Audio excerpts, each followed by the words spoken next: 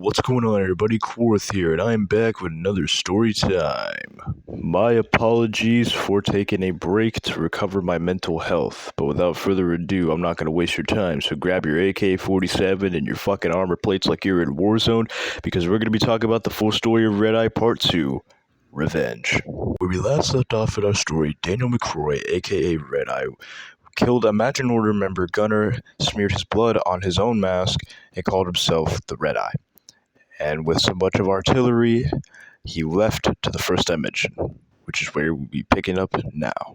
Redeye entered the portal into a whole new land. A new land just like his, but except nothing was at war. No one was at war. No one was even killed. There was just people everywhere.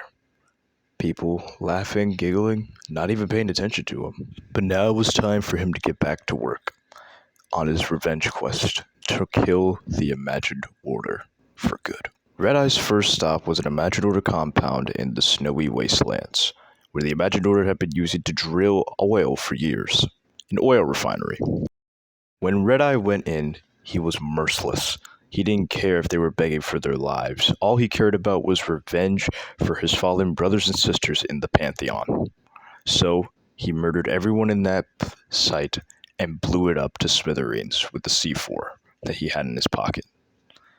And this began his vengeance on all Imagined Order outposts from here and there.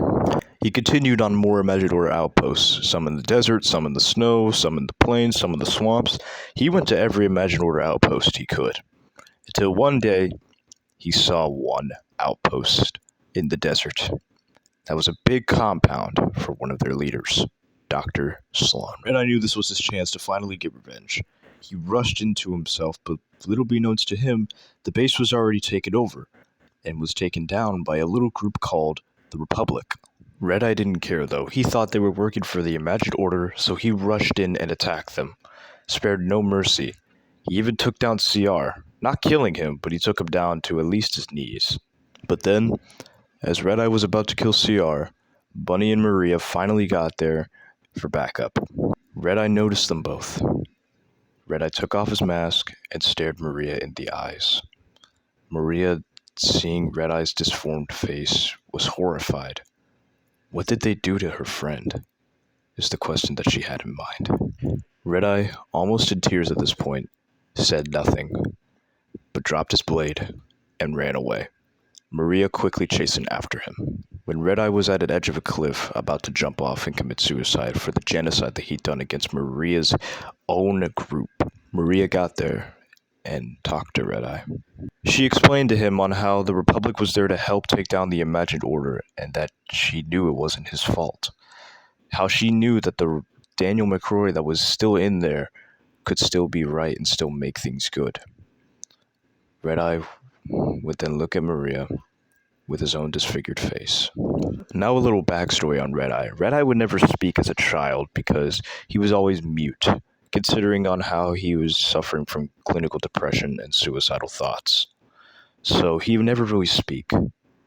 Until now. Maria put a hand on Redeye's burns and caressed his face, telling him the words that he wanted to hear. She told him that they were friends to the end, that no matter what would happen, she would be there for him. And Redeye, saying nothing, gave her a quick, swift hug and promised her that he would never leave her side and would be her sworn protector for years and years to come. Redeye would then join the Republic and later on join Shadow Company, being the second in command alongside Philip Graves. While Redeye was at the Republic, Redeye wouldn't really care about anyone else, only spending time with Maria. Maria and him would eventually grow very close, and Maria would break the news that she started to have feelings for Redeye. Considering how they had been child-long friends ever since kindergarten, she'd always fell in love with them. And now that they were 15 and 16, they felt it was the right time. So Maria gave Redeye a smooth kiss on his face, and thus began Redeye's journey to happiness. Crimson would then later on be found by Koenig, when Koenig and Crimson joined the Republic as well. And Redeye would see everything happy. He would get a new sister-in-law, Eclipse, and they would all just hang out, eventually forming their own task force called Task Force Ravage, which would be a task force to hunt down anyone that stood in their way.